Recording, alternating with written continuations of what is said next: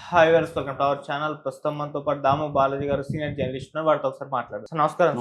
Sir Posani remand report లో మనం చూసాం, మొత్తం సజ్జల స్క్రిప్ట్ చదివినిపించాను అని చెప్పేసి ఆయన మీదనే ఆరోపణలు చేశారు.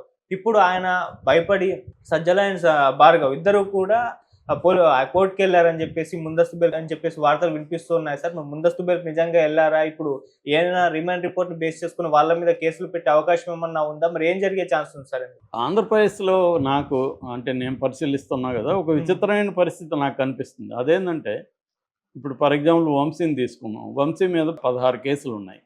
కానీ ఆయన అరెస్ట్ చేసింది ఒక తప్పుడు కేసులో అరెస్ట్ చేశారు. కిడ్నాపే చేయలేదు. అతను కిడ్నాపే చేయలేదని నువ్వు ఎలా చెప్తావు అంటే, కిడ్నాప్ చేసుంటే కిడ్నాప్ కేసు పెట్టారు ఒకరికి. అతను కిడ్నాప్ కాబడిన వ్యక్తి విక్టిమా కాదా? విక్టిమ్ కదా అతను. కానీ అతని మీద కూడా కేసు పెట్టారు. అతని మీద ఏం పెట్టారు? ఇతను డబ్బులు తీసుకొని సాక్ష్యం నేను కేసుని విత్డ్రా చేసుకుంటున్నాను అతని మీద పెట్టారు. మరి అతను కిడ్నాప్ అయితే అతని మీద కేసు పెట్టకూడదు. అతని మీద కేసు పెడితే వంశీ కిడ్నాప్ చేసినట్టు కాదు కదా, అక్కడే తెలిసిపోతుంది. అంటే ఒక తప్పుడు కేసులో ఎందుకు అరెస్ట్ చేశారు? వంశీని వేరే కేసులు అరెస్టులు చేయొచ్చు. ఆల్రెడీ 16 కేసులు ఉన్నాయి అతని మీద.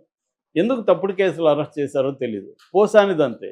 పోసాన్ని తిట్టాడనేది ఆ పోసాని మీద అభియోగం. తిట్టబడిన వాళ్ళు కదా కేసు పెట్టాలి.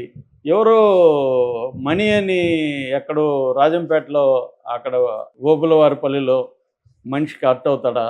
అతనికి ఏం సంబంధం మణికి? అతను సమాజంలో అల్లకల్లోలాలు ఇతను గుర్తిస్తానని అతను పెట్టడం ఏంటి? ఇది ఒక దొంగ కేసు. రెండోది సెక్షన్, పనికిమాలిన సెక్షన్ ఒకటి పెట్టారు, 111 సెక్షన్. ఇతను ఏదో క్రిమినల్ గ్యాంగ్లో ఉన్నాడు. అంటే నిజానికి పోసాని మీద 50 కేసులు ఉన్నాయి. ఆ కేసులు ఎందుకు అరెస్ట్ చేయలేదో తెలియదు. అట్లాగే ఇప్పుడు సజ్జలని అరెస్ట్ చేయాలంటే 100 కేసులు పెట్టచ్చు సజ్జల మీద. కానీ ఆల్రెడీ అతను ల్యాండ్ గ్రాబింగు, ఫారెస్ట్ ల్యాండు, మద్యం కుంభకోణంలో అతని పేరు అనేక చోట్ల ఉన్నాయి. కానీ ఇప్పుడు సజ్జల్ని ఏ కేసులో పెట్టబోతున్నారంటే, పోసాని దగ్గర ఒక వాంగ్మూలం తీసుకున్నారు వీళ్ళు. అది పోసాని ఇచ్చాడో లేదో మనకు తెలియదు. మామూలుగానే వాంగ్మూలాలన్నీ కూడా ఎక్కువ భాగం తప్పుడు వాంగ్మూలాలు తీసుకుంటారు. సో దాన్ని కన్ఫెషన్ రిపోర్ట్ అంటారు. సో ఒప్పుకోలు పత్రం అని తెలుగులో అంటారు. సో ఈ ఒప్పుకోలు పత్రంలో అంటే ఆయన నేరం చేశానని ఒప్పుకున్నట్టుగా అనమాట. దాన్ని కన్ఫెషన్ రిపోర్ట్ అంటారు. ఇది మామూలుగా రొటీన్గా బ్రిటిష్ వాళ్ళ కాలం నుంచి వస్తుంది. కన్ఫెషన్ రిపోర్ట్ అనేది కోర్టులో కరెక్ట్గా చెల్లదు. ఎందుకంటే నన్ను వాళ్ళు ప్రెజర్ చేసి రాయించుకున్నారు సార్, నేను అది చెప్పలేనా అని మన కోర్టులో చెప్పచ్చు.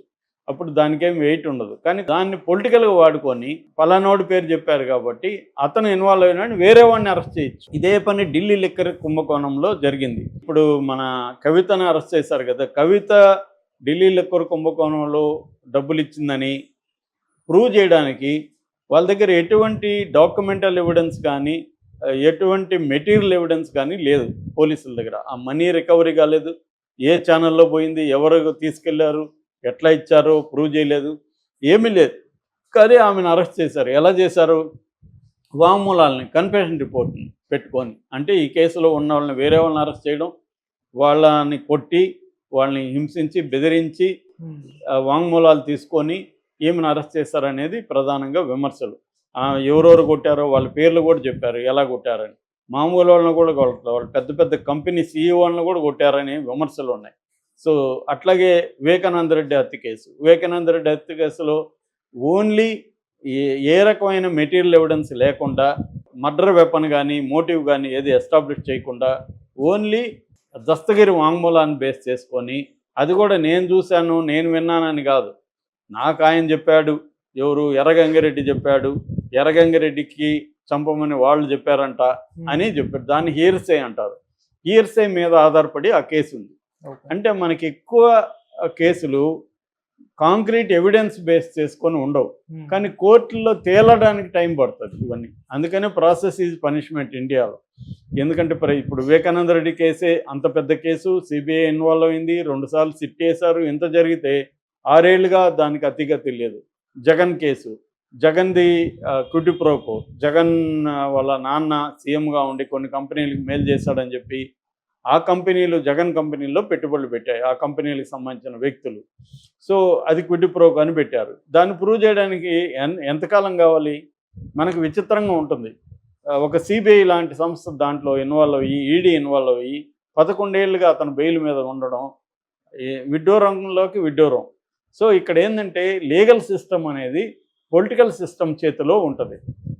పొలిటికల్ సిస్టమ్ అంటే అర్థం పవర్ ఎవరి దగ్గర ఉంటే వాళ్ళు అనుకున్నట్టు లీగల్ సిస్టమ్ మొత్తం. లీగల్ సిస్టమ్ అంటే పోలీసులు, జైళ్ళు, కోర్టులు, ఈ మొత్తం కూడా లీగల్ సిస్టాన్ని నడిపించేది ఎవరంటే పొలిటికల్ సిస్టమ్.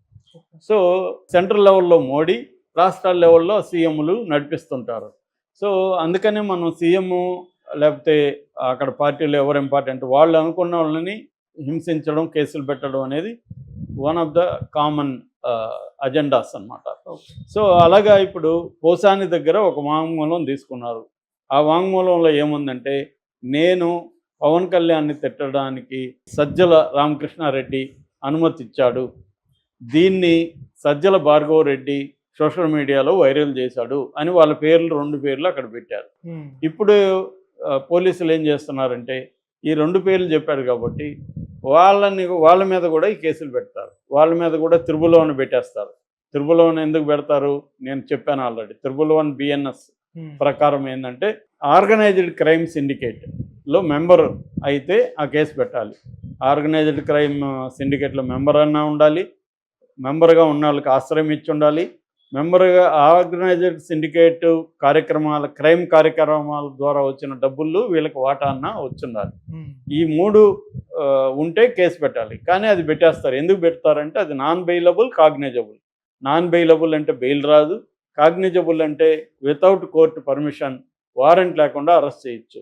మామూలుగా మన చట్టం ఏం చెప్తుందంటే 7 ఏళ్ళ కంటే ఎక్కువ శిక్ష లేకపోతే, అంటే 7 ఏళ్ల లోపల శిక్ష పడే కేసుల్లో అరెస్టులు చేయకండి, నోటీసులు ఇచ్చి విచారించండి అని కోర్టులు అనేకసార్లు చెప్పాయి.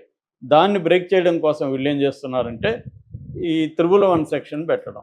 చంద్రబాబు మీద కూడా 409 అప్పట్లో ఐపీసీ జగన్ పెట్టాడు. ఎందుకంటే అది 10 ఏళ్ళు జైలు శిక్ష ఉంది. అట్లాగే త్రిబుల్-1లో మినిమం 3 ఏళ్ళు జైలు శిక్ష, మ్యాక్సిమం లైఫ్ ఉందన్నమాట.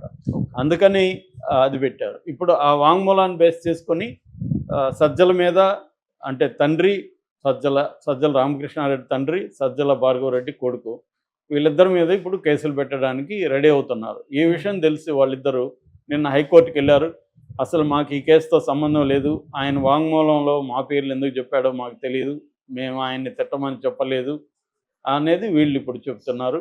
అలాగే మాకు ముందస్తు బెయిల్ ఇవ్వండి, దాన్ని బేస్ చేసుకొని మమ్మల్ని అరెస్ట్ చేయబోతున్నారు, మేము ఎక్కడికి పారిపోం, మాకు స్థిరాస్తులు ఇక్కడ గుంటూరు జిల్లాలో ఉన్నాయి, తర్వాత పులివెందుల్లో ఉన్నాయి కాబట్టి మేము పారిపోయే ప్రసక్తి ఉండదు, మేము ఎప్పుడు దర్యాప్తుకి రమ్మంటే అప్పుడు వస్తాము అని ముందస్తుగా వీళ్ళు వెళ్తున్నారు.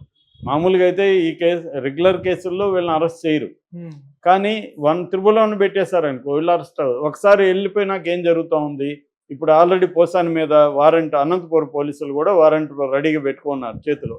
పోసాని బెయిల్ రాగానే వీళ్ళు లటుక్కని పట్టుకొని మళ్ళీ జైలు వేస్తారు, మళ్ళీ దాంట్లో బెయిల్ తెచ్చుకోగానే ఇంకొకటి లటుక్కని పట్టుకొని ఇంకో చోట వేస్తారు. సో ఇది మోడస్ ఆపరెండి అనమాట. అంటే వీళ్ళని అరెస్ట్ చేయాలని డిసైడ్ అయిపోయినాక ఒక్కసారి జైలుకి వెళ్ళినాక ఇంకో వీళ్ళు ఇప్పుడిప్పుడే రారు. అందుకే నేను రాజకీయ నాయకులకి అందరికీ చెప్తుంటా, ఏమంటే మీరు ప్రత్యర్థుల్ని తిట్టినా లేకపోతే యాక్టివ్గా ప్రత్యర్థుల మీద పోరాడినా మీరు యోగా చేయండి, మీరు అన్ని రకాల ఫుడ్లకి తినడానికి అలవాటు పడండి, అన్ని రకాల వాటర్ తాగండి, నీచమైన టాయిలెట్లో కూర్చోవడానికి రెడీగండి, దోమల్లో నిద్రపోవడానికి రెడీ పొండి, ఈ లైఫ్ స్టైల్ అంతా ఉంటేనే మీరు తట్టుకోగలరు జైలుకి. చంద్రబాబుకి ఆ లైఫ్ స్టైల్ ఉంది, ఆయన డిసిప్లిన్ లైఫ్, యోగా అన్నీ ఉన్నాయి కాబట్టి